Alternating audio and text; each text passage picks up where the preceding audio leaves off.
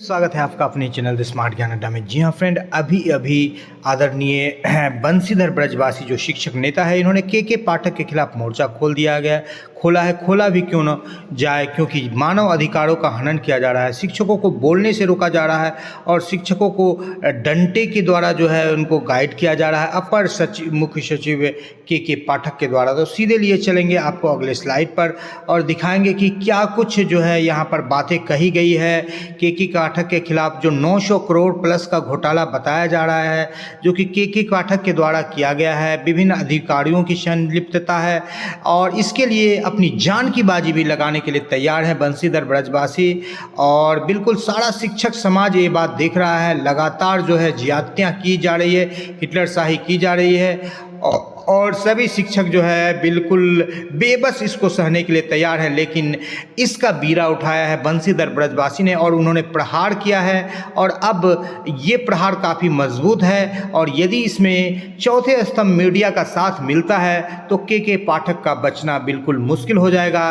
कई परतें खुलती जा रही है और भ्रष्टाचार, चाहे वो बीपीएससी शिक्षक बहाली हो, चाहे फेव स्ट्रक्चर हो या थाली खरीद हो या विद्यालय में बेंच डेस्क की खरीद हो, कई जगहों पर जो है भ्रष्टाचार हुआ हो, चाहे आउटसोर्सिंग से कंप्यूटर शिक्षक की बहाली हो, तो कई सारी बहालियों और कई सारे भ्रष्टाचारों से लिप्त हैं के पाठक और अपने शक्ति के दम पर वो चाहे वो अभद्र व्यवहार करे, चाहे गाली गलौज दे किसी को, अपने शक्ति के बल पर सबको छुपा लेते हैं और इसी चीज़ को उजागर किया गया आज के इस अंक में। जी हाँ फ्रेंड, वीडियो को स्किप नहीं करेंगे, काफ़ी महत्वपूर्ण वीडियो है। सीधे लिए चलते हैं और आपको दिखाते हैं क्या कुछ कहा है यहाँ पर शिक्षक नेता बंशीधर ब्रजवासी ने।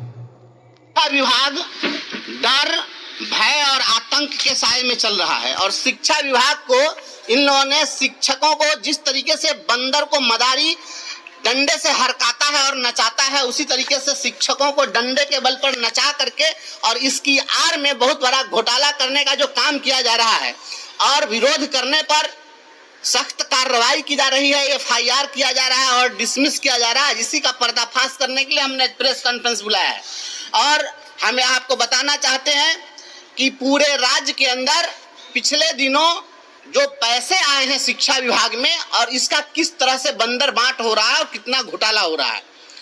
900 करोड़ रुपया केवल आया है बेंच डेस्क के खरीद के लिए और इसके लिए पटना से ही इन्होंने एजेंसी तय की थी। 70 एजेंसियों का चयन किया गया पटना से। यह डायरेक्टर एडमिनिस्ट्रेशन ने एक सूची जारी की थी जिसमें 70 एजेंसियों को सूचीबद्ध किया था और इसमें कहा था कि बेंच डेस्क की जो आप खरीद करेंगे इन्हीं एजेंसियों से करेंगे और यदि इस एजेंसी से करने में आपको दिक्कत होती है तो जिला स्तर पर कोई भवन निर्माण विभाग या पथ निर्माण विभाग के द्वारा सूचीबद्ध अगर कोई एजेंसी है तो आप उससे क्रय कर सकते हैं। लेकिन जिला स्तर पर जिला शिक्षा पदाधिकारी ये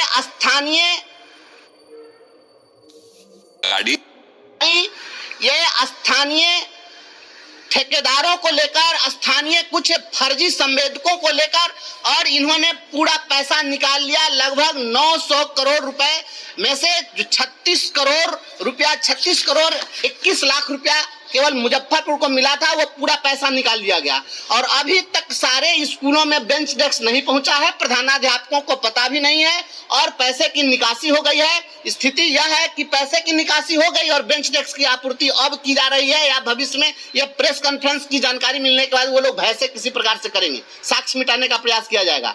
और जो बेंच डेस्क मार्केट में 2000 रुपए में उपलब्ध है उसका 5000 का बिल वाउचर बना करके निकाला जा रहा है। लगभग 1/3 का काम हो रहा है, 2/3 लुटाया जा रहा है। यह इस प्रकार से लगभग 500 करोड़ का घोटाला है केवल बेंच डेस्क में। और उसके बाद आपको बता दें सारे स्कूलों में एक अभियान चलाया गया कि समरसिबल करवाया जाएगा। आप जानते हैं कम से कम उत्तर बिहार में तो ऐसी स्थिति नहीं है जहां पर स्कूलों में पेयजल का संकट हो। सारे स्कूलों में एक 2 चापाकल है, इसके बावजूद वहां पर केवल लूट बाजारी करने के लिए समरसिबल कराने का नाटक किया गया है। और एक समरसिबल का जो इन्होंने बनाया है वाउचर वह 2,64,000 रुपए का एस्टिमेट है और 2,64,000 रुपए में जो कुछ भी काम किया जाना है एक भी मैं चुनौती के साथ कहता हूं, आदरणीय के पाठक जी, आपको अगर आईना दिखाने पर आप कार्रवाई करते हैं और डर दिखाते हैं तो ये आईना आपके लिए अच्छा है। इस चेहरे में आप अपनी सूरत को देख लीजिए, आपको पता चल जाएगा हकीकत क्या है। आईना तोड़ने से कुछ नहीं होने वाला है। एक भी समरसेबुल पूरे मुजफ्फरपुर में जाकर के आप जांच कर लीजिए, जहां आपके मापदंड के अनुसार काम हुआ हो तो आप हमें जो सजा दीजिएगा हमें मंजूर है। लेकिन 2,64,000 का बिल बना करके 60 से 70,000 का काम किया जा रहा है और पैसा लुटवाया जा रहा है, और आप कहेंगे कि नहीं, आप नहीं बोलिए और आप पर कार्रवाई कर दी जाएगी, तो आपके इस कार्रवाई से हम डरने वाले नहीं। और आप बेचैन मत होइए, सारे चीज का भंडाफोड़ होगा यहाँ पर। ये डंडा से शिक्षकों को हाँकिएगा और लोगों के आवाज को दबाइएगा और घोटाला करते रहिएगा, यह नहीं चलेगा। और शिक्षकों के सम्मान के लिए या नौकरी के अगर जान भी अगर दांव पर लगाना होगा तो हम कुर्बानी देने के लिए तैयार हैं। और आपको जो आपकी जो मनस्थिति है, मैं समझ सकता हूं कि आपकी मनस्थिति क्या है, और ऐसा होना लाजमी है। जिस तरीके से आप स्कूलों में आप अभी बताइए, ऐसा हो सकता है 28 तारीख को एक चिट्ठी जारी होती है जिला शिक्षा पदाधिकारी के द्वारा, और इसमें कहा जा रहा है कि प्रत्येक पंचायत में जो VC नोड स्थापित किए गए हैं, उस VC नोड पर जो VC की व्यवस्था के लिए कुछ उपकरण की खरीदारी करनी है, उसके लिए 44,000 रुपए खर्च करना है। और चेतावनी दी जाती है कि अगर आप 29 तारीख तक नहीं करते हैं तो कार्रवाई होगी। 28 तारीख को आप शाम में पत्र जारी करिए, 29 तारीख को एक दिन में खाता भी खुलवा दीजिए, क्रय के लिए बैठक भी हो जाए, एजेंसी भी तय हो जाए, सारी खरीदारी भी हो जाए, पूरा पैसा निकल गया। आप तमाम पत्रकार साथियों को मैं कहना चाहता हूं कि आपसे एक आग्रह है कि आप सभी जो पंचायत स्तरीय VC नोट बनाए गए हैं, आप कल के कल सारे प्रखंडों से रिपोर्ट लीजिए कि उन VC नोट्स में कौन कौन से उपकरण की खरीदारी हो गई। मैं दावा करता हूं एक भी VC नोट पर कोई खरीदारी नहीं हुई है, और प्रत्येक VC नोट के लिए 44,000 की दर से पैसे की निकासी हो गई। ये फर्जी निकासी हो रही है। और जिलाधिकारी महोदय को भी विभाग ने पत्र दिया था और इनको कहा था, यह के पाठक जी का पत्र है, आपको ज्ञापांक 204 है, और 17 फरवरी 24 को एक पत्र जारी हुआ है और DM को संबोधित यह पत्र है। इसमें लिखा गया था कि जो बेंच डेस्क खरीदे जा रहे हैं उसके गुणवत्ता की आप जांच करेंगे, उनको जवाबदेही दी गई थी। अभी तक कितने स्कूलों में बेंच डेस्क के गुणवत्ता की जांच हुई है? मैं दावे के साथ कह सकता हूं, विभाग का जो गाइडलाइन था उसको फॉलो नहीं किया गया है। पूरा पैसा बंदरबाट हो रहा है, बेंच डेस्क घोटाला हुआ है, बेंच डेस्क में कोई क्वालिटी नहीं है, बेंच डेस्क 6 महीने साल भर में पूरा खत्म हो जाएगा। इस तरह का बेंच डेस्क सप्लाई हो रहा है, उसके क्वालिटी की पूरी जांच हो। और शिक्षकों के ऊपर जो हंटर चलाने का प्रयास किया जा रहा है, ये आपके हंटर से हम लोग डरने वाले नहीं हैं। और बिहार के शिक्षकों को गुलाम आप नहीं समझिए। हम यह अपील करते हैं और हम यह मांग करते हैं राज्य सरकार से और राज्यपाल महोदय से मांग करते हैं कि के पाठक जी के रीजन में जितना पैसा रिलीज हुआ है और जो खर्च हुआ है, पूरे क्रय, उसके अभिस्राव, इन तमाम चीजों की जांच हो। स्कूलों पर आपने निर्धारित किया था कि विद्यालय स्तर पर जो क्रय समिति है, वह क्रय समिति कम से कम 3 संवेदकों से कोटेशन प्राप्त करेगी। आप कोटेशन पता कर लीजिए। जो संवेदक वहां सामान सप्लाई किया है, कंप्यूटर से फर्जी एक कोटेशन दे दिया है और उसी कोटेशन के आधार पर यहां से खरीदारी हुई है। कोई विद्यालय स्तर पर क्रय समिति ने कुछ नहीं किया है। हेडमास्टर का या तो फर्जी दस्तखत किया गया है या दबाव देकर के दस्तखत कराया गया है और पैसे की निकासी हुई है। और आदरणीय के पाठक जी, आपने मधुबनी के DO को सस्पेंड कर दिया, आपने गया के DPO को सस्पेंड कर दिया। क्यों किया? क्योंकि उसने पूरा पैसा खर्च नहीं किया, वह ईमानदारी दिखाया। पॉसिबल नहीं है कि आप एक सप्ताह में कहिए कि लाखों बेंच डेस्क की आपूर्ति हो जाए। यह मंत्र से बेंच डेस्क की आपूर्ति संभव नहीं है। आप जिस तरीके से अच्छे पदाधिकारियों पर कार्रवाई कर रहे हैं और लुटेरों को लूट की पूरी छूट दे रहे हैं, तो ये इसकी जांच होनी चाहिए। और रही बात हमारे निलंबन और बर्खास्तगी की, तो निलंबन और बर्खास्तगी के लिए जो आप कह रहे हैं कि यह शिक्षक का आचरण नहीं है, तो क्या राज्यपाल के महामहिम राज्यपाल को चुनौती देना ACS का क्या यह कैरेक्टर है? क्या बिहार के अंदर में एक प्रतिष्ठित डॉक्टर अजय बाबू जैसे वृद्ध और सम्मानित डॉक्टर को धमकी देना और गाली देना, क्या यह ACS का कृत्य होना चाहिए? क्या शिक्षकों को VC में गाली देना, पदाधिकारियों के VC में रात में 11 बजे तक VC करके माँ बहन की गाली देना, अगर गाली देना अगर IAS का कैरेक्टर है तो विरोध करना शिक्षक का कैरेक्टर निश्चित रूप से हमेशा रहा है और रहेगा। और गाली देने वाले को हम गालीबाज कहेंगे, भ्रष्टाचार करने वाले को भ्रष्टाचारी कहेंगे, डंके की चोट पर कहेंगे। और यह जो लड़ाई है शिक्षा और शिक्षकों को बचाने की लड़ाई है, इस लड़ाई को हम लड़ते रहेंगे। आपने जो प्रीफैब स्ट्रक्चर बनाया है, बिहार की जनता जानना चाहती है, आपने प्रीफैब स्ट्रक्चर किसके सलाह पर आपने बनाया? टीन के चदरा के गोडाउन में आप गरीबों के बच्चों को पढ़ाना चाहते हैं? आप आकर के उसमें 4 घंटा इस गर्मी के दिन में केवल रहकर दिखा दीजिए, उसके बाद मैं मान लूंगा। टीन का चदरा 1.5 लाख से अधिक का वह नहीं है, आप एस्टिमेट बनवा लीजिए। उस टीन का चदरा के प्रीफैब स्ट्रक्चर को 1 से 1.5 लाख में बनाया जा सकता है। उसकी जो क्वालिटी है आप जांच कर लीजिए, और उस पर 5 लाख रुपया प्रति प्रीफैब स्ट्रक्चर निकासी की जा रही है। यह कौन सा न्याय और कौन सी ईमानदारी है? और माननीय मुख्यमंत्री जी कहते हैं कि यही बहुत बड़े ईमानदार पदाधिकारी हैं। तो यदि यह ईमानदारी है तो हम लोग जो आवाज उठा रहे हैं उसकी भी आप जांच करा लीजिए कि ईमानदारी क्या है। पूरे बिहार में आप होली के दिन, दिवाली के दिन, रक्षाबंधन के दिन, नववर्ष के दिन जो विद्यालय खोले जा रहे हैं, केवल सुर्खियां बटोरने के लिए आप कर रहे हैं। और सुर्खियों को बटोर करके और आप इन घोटालों पर पर्दा डालना चाहते हैं कि लोगों तक यह बात नहीं पहुंचे। लोगों को यह पता है भी है क्या कि सैकड़ों करोड़ रुपए, हजारों करोड़ रुपए रिलीज हुए और उनका बंदरमाट हो गया। आम जनता के बीच इस बात को हम लाना चाहते हैं और राज्य के तमाम जनप्रतिनिधियों से, माननीय विधायकों से, सांसदों से, सभी से हम अपील करते हैं कि आप लोग इस मुद्दे को उठाइए। यह चारा घोटाला से बड़ा घोटाला इस विभाग में हुआ है। अरे जिलाधिकारी थोड़ी सुचिता दिखाइए। अगर शिक्षक बोल रहा है तो यूं ही नहीं बोल रहा है, और अगर वह बोल रहा है तो उसकी बात को सुनी जानी चाहिए। ऐसा नहीं है कि हम राजनीति करने के लिए बोल रहे हैं। हम चाहते हैं कि अगर आप ईमानदार हैं तो ईमानदारी की टेस्टिंग हो जाए। और बिहार में आप जिस तरीके से गरीबों के बच्चों को, 23 लाख गरीब के बच्चों का आपने नाम काटा, आपने कभी सोचा कि 23 लाख जो बच्चे 3 दिन तक विद्यालय नहीं गए उनका क्या कसूर रहा होगा? जिनके सामने भोजन के लाले पड़े हुए हैं, जो आर्थिक तंगी से गुजरने वाला परिवार है, आप उसका उपहास उड़ा रहे हैं और गरीबों का मजाक बना रहे हैं। उनके गरीबी के ऊपर में आप डंडा चलाएंगे। इन गरीबों के बच्चों को, 23 लाख बच्चों का आपने नाम काटा, आपको इसका क्या अधिकार था?